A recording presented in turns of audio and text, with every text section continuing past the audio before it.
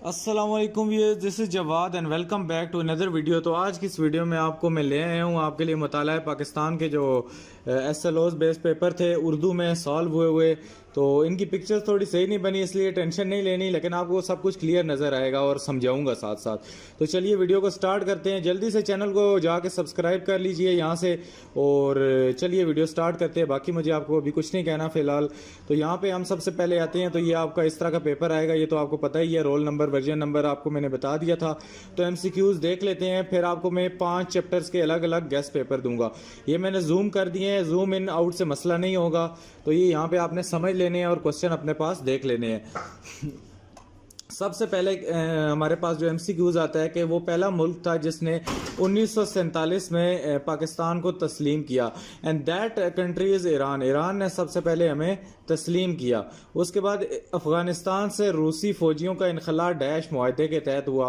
तो ये जेनवा मुआहदा था जिससे रूसी फ़ौज गई थी। अमेरिकन फ़ौज जो थे वो यहाँ पे हमारा दोहा का अकॉर्ड, जो दोहा पीस अकॉर्ड हुआ था उससे हुआ था, और ये जो रूसी फ़ौजी थे इसका जेनवा से हुआ था। तो उसके बाद 1973 के आइन के तहत जो आपके असम्बली की मुद्दत कितनी है, वो है हमारे पास 5 साल। ये यहाँ पे दाल इसका ऑप्शन है, 5 साल लिखा हुआ है। आपको अगर नज़र नहीं भी आ रहा तो सुन ले। और डैश की बुनियाद पर मस्जिद अक्सा में आग लगी। डैश की बुनियाद मस्जिद अक्सा में आग लगने के साने के बाद रखी गई। OIC की बुनियाद रखी गई थी जी बेटा। उसके बाद 5 में कहता है कि बैंकों में ज़कात की कटौती की शरह क्या है, तो 2.5% इसकी कटौती की ज़रा है। उसके बाद 6 नंबर में पाकिस्तान में कुदरती गैस 1952 में डैश पर दरियाफ्त हुई। तो सुई के मुकाम पे हुई, इसीलिए इसको आपने यूटिलिटी बिल्स में भी देखा होगा कि सुई गैस कहते हैं। उस तरह हुकूमत पाकिस्तान ने इंडस्ट्रियल डिप्लोमेटिक कॉरपोरेशन कब कायम की? 1956 में ये कायम की गई हुकूमत पाकिस्तान की तरफ से। उसके बाद पाकिस्तान और भारत के दरमियान सबसे बड़ा तनाज़ा क्या है? मसला Kashmir is the bone of contention. तो ये हमारे पास क्या है, एक फसाद का जड़ है, मसला है कश्मीर। उसके बाद पश्तून ज़ुबान का आगाज़ 5000 साल पहले अफ़गानिस्तान में हुआ। तो पश्तो अफ़गानिस्तान में ही इसने अपनी बर्थ पाई। उसके बाद यहाँ पे हमारा क्या है कि उर्दू में दीवान शायरी मजमूए लिखने वाले पहले शायर कौन थे? सुल्तान मोहम्मद कुली कुतुब शाह। यहाँ पे ना तो वो मीर तकी मीर था, ना ही मिर्ज़ा गालिब था। वो कौन थे? सुल्तान मोहम्मद कुली कुतुब शाह। आपने यहाँ से इस वीडियो को गौर से देखना है ताकि आपके जहन में ये चीज़ें बैठ जाएं और पेपर में आपको ये हेल्प करेंगी। इसी तरह हम शॉर्ट क्वेश्चन में आते हैं, तो कहते हैं कि 1973 को वफाकी आइन क्यों कहा जाता है? मैं इसको हाईलाइट भी कर देता हूँ, दिस इज़ इम्पॉर्टेंट क्वेश्चन। 1973 के आइन के मुताबिक इसको वफाकी आइन क्यों कहा जाता है? उसके बाद यहाँ पे अगर हम नीचे आएँ तो हमारे पास मज़ीद शॉर्ट क्वेश्चन है। मैं इनको थोड़ा जूम कर लेता हूँ ताकि आपको क्लियरली नज़र आ जाएँ। यहाँ पे हमारे पास इस क्वेश्चन में कहता है कि पाकिस्तान में बिजली की मुंतकली का मंसूबा कब और किसने मुतरफ़ करवाया? कि पाकिस्तान में जब बिजली मुंतकिल हुई ये क्या हुआ? नज़रिया रोशन ख्याली की तारीफ़ करें कि नज़रिया रोशन ख्याली क्या है और इसकी तारीफ़ क्या है। आपकी बुक में अगर आपको आंसर नहीं मिलते तो आपने फ़ौरन कमेंट करनी है, मैं आपको इसके सारे आंसर भी प्रोवाइड करूँगा। उसके बाद यूनिवर्सिटी की तालीम से क्या मुराद है? यूनिवर्सिटी एजुकेशन, ये इंग्लिश वाले बच्चे भी सुन लें, ये बहुत ही इंपॉर्टेंट क्वेश्चन है, इसीलिए मैंने इसको हाईलाइट किया है। उसके बाद 6 वस्ती एशियाई रियासतों के नाम लिखे जिनमें सोवियत यूनियन से आज़ादी हासिल की।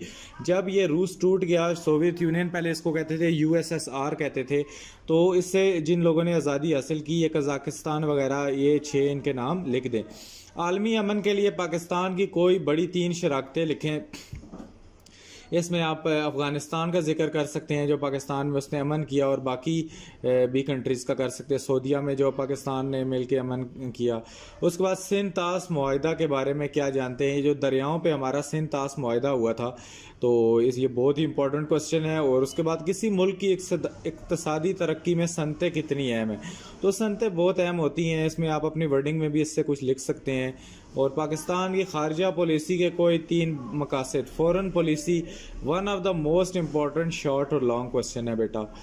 उसके बाद पाकिस्तान की ज़रूरी पैदावार बढ़ाने की कोई 3 तजावीज़ लिखे, तो ये अपने पास से भी आप लिख सकते हैं कि ज़राअत को बढ़ाने के लिए आप क्या लिख सकते हैं। ज़रूरी नहीं बुक से रटा लगा के आप लिखें।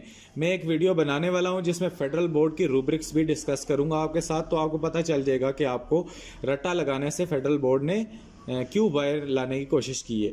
उसके बाद पाकिस्तान की सकाफ़त की 3 अहम खसूसियात की निशानदेही। जो पाकिस्तान की सकाफ़त है, पाकिस्तान की तहजीब है, उसकी 3 अहम खसूसियात आप अपने पास से लिख सकते हैं। ये हमारे पास हो गए 11 शॉर्ट क्वेश्चन। तो अभी लॉन्ग क्वेश्चन की तरफ आते हैं। तो ये हमारा क्या है, यहाँ पे कोई से 2 सवाल लिखे हैं। तो आपने पाकिस्तान का न्यूक्लियर प्रोग्राम बहुत ही इंपॉर्टेंट क्वेश्चन था। जब मैं पेपर देता था तो ये हमारा भी लॉन्ग क्वेश्चन के तौर पे पेपर में आया था। उसके बाद पाकिस्तान के अहम माशरती वसाइल आप अपनी वर्डिंग में लिख सकते हैं। अगर आपको पेपर में नहीं आते, आपने बेटा पेपर में छोड़ के कुछ भी नहीं आना। उसके बाद पाकिस्तान और अफगानिस्तान के ताल्लुकात आजकल क्योंकि इनकी टेंशन चल रही है, तो इसलिए एक हॉट टॉपिक है, इसको आपने छोड़ना नहीं है। मैं इसको हाईलाइट भी कर देता हूँ, ये आपने लाजमी करना है, पाकिस्तान और अफगानिस्तान के ताल्लुकात। नीचे अगर हम आएँ तो हमारे पास दोबारा MCQs आ जाते हैं। तो ये हमारा MCQs नंबर जो दोबारा 1 आता है, ये एक दूसरे वाला मॉडल पेपर है। तो इसमें 1973 के आइन ने पाकिस्तान में डैश निज़ाम हुकूमत मुतारिफ़ कराया, वफाकी निज़ाम हुकूमत मुतारिफ़ कराया, जिसमें हमारे पास असम्बलीज़ होती थी वगैरह वगैरह। UNO के कहने पर अमन के लिए पाकिस्तान ने अपनी फ़ौज कहाँ भेजी? तो ये जीम ऑप्शन है, कांगो में हमने अपनी फ़ौज भेजी थी UN के कहने पे। उसके बाद अगले क्वेश्चन पे आए तो मैं इसको थोड़ा जूम करता हूँ। ये थोड़े पेपर मैंने सही स्कैन नहीं हो सके। तो पाकिस्तान अफगान सरहद को डैश भी कहा जाता है। This is called Durand line. This is one of the most important MCQs। तो यह आपसे ड्यूरेंट लाइन का शॉर्ट क्वेश्चन भी आ सकता है। उसके बाद पाकिस्तान हर साल डैश की आमद रफ्त डैश की दरामद पर बहुत ज़्यादा मुबादला खर्च करता है। पेट्रोलियम, हम पेट्रोल बहुत ज़्यादा इंपोर्ट कराते हैं। उसके बाद करारदाद मकासद को डैश आइन का बाकायदा हिस्सा बयान। तो 1973 के आइन में करारदाद मकासद को डाल दिया गया। पाकिस्तान में पहली खुश्क गोदी डैश में बनाई गई, लाहौर में बनाई गई। सिंधी ज़ुबान किस रस्म लिहाज में लिखी जाती है? अरबी ज़ुबान की तरह लिखी जाती है। उसके बाद पाकिस्तान की मुआशी और समाजी तरक्की के लिए कौन सा शोबा अहम है? तो तालीम जब तक नहीं होगी तो हम कुछ भी नहीं कर सकते। उसके बाद पाकिस्तान में पहले मरदमशुमारी 1951 में कराई गई। और पाकिस्तान की खारजा पॉलिसी का मतलब है इलाकाई खुद मुख्तारी, एब्सोल्युटली नॉट। तो ये आप देख सकते हैं। उसके बाद हम आते हैं अपने शॉर्ट क्वेश्चंस में। तो शरीयत वाला जो शॉर्ट क्वेश्चन है, this is one of the most important question. ये इसका नफाज कब हुआ? ये आई थिंक सो ज़िया-उल हक ने नफाज किया था, और क्यों हुआ? उसके बाद नवाज़ शरीफ के दौरे हुकूमत में सूबों के दरमियान पानी का तनाज़ा कैसे हल हुआ? तो ये वही मेरे ख्याल से सिंतास मुआहदा होगा, तो इसको आपने देख लेना है। पाकिस्तान की मुआशी तरक्की में तवानाई के वसाइल क्या किरदार अदा करते हैं? सलामती कौंसल ने कौन से मसले को कश्मीर का हल कब और क्या तजवीज़ किया?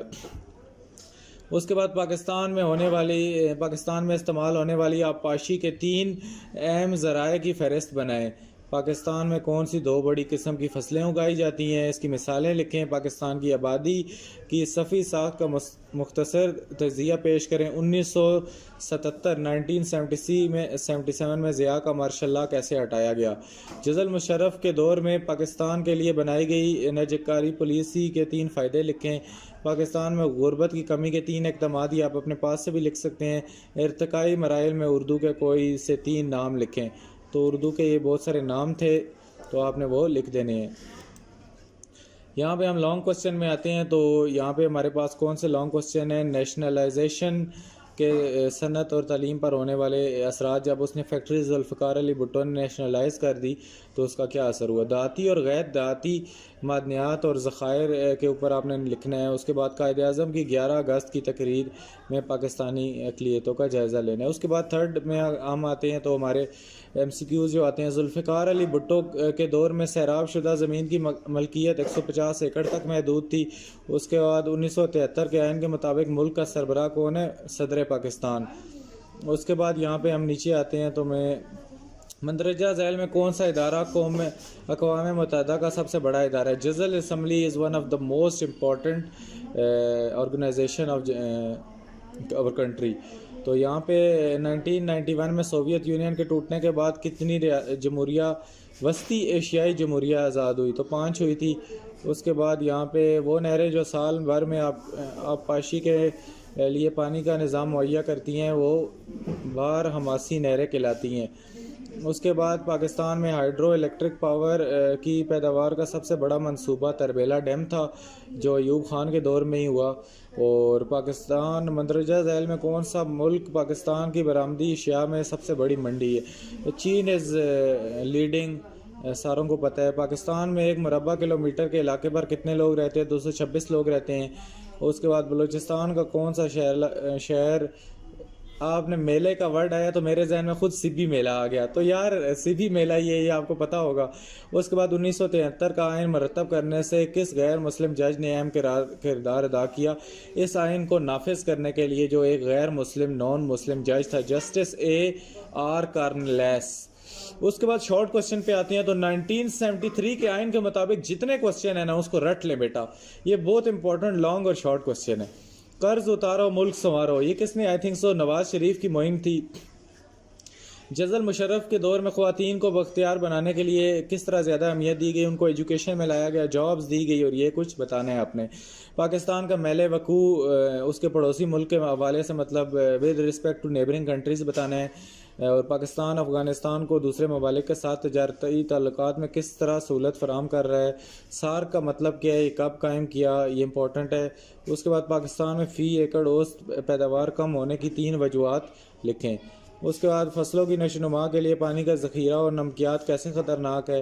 पाकिस्तान के बेशतर तलीमी इदारों को सामना करदा कौन से 3 अहम मिसाइल बयान करें? उर्दू ज़ुबान पाकिस्तान के में हम आंगी कैसे पैदा करिए? उर्दू ज़ुबान वाला लॉन्ग क्वेश्चन भी इंपॉर्टेंट है। उसके बाद सचल सरमस्त ने सिंधी ज़ुबान के फैलाव के लिए अपना कैसे किरदार अदा किया, लिख देना है। उसके बाद अफ़गान जिहाद और मुहाजिरीन के मसले और पाकिस्तान, ये वाला लॉन्ग क्वेश्चन देख ले। घरेलू छोटी सनतों वाला, ये इतने इंपॉर्टेंट मेरे नज़रिए के मुताबिक तो नहीं है। उसके बाद पाकिस्तान मुआशरे को दरपेश कम से कम 8 समाजी मसाइल, ये मैंने आपको पहले भी बताया था, ये अपने पास से आप लिख सकते हैं। ये क्वेश्चन एक बीच में ऐसा होगा जो आप अपने पास से लिख सकते हैं, तो खाली नहीं छोड़ के आना, इसको हेडिंग्स बना के अपने पास से लिखें। इतने तो क्रिएटिव आपको होना चाहिए। तो उम्मीद है आज की वीडियो आपको अच्छी लगी होगी। ये 3 मैंने आपको जो बोर्ड के मॉडल पेपर थे वो डिस्कस कर दिए। तो चैनल को लाजमी सब्सक्राइब कीजिएगा। मिलता हूँ नेक्स्ट वीडियो में जिसको आपको 5 चैप्टरों के अलग अलग शॉर्ट क्वेश्चन इंपॉर्टेंट बताने वाला हूँ। तो स्टे ट्यून्ड, अल्लाह हाफिज़, टेक केयर।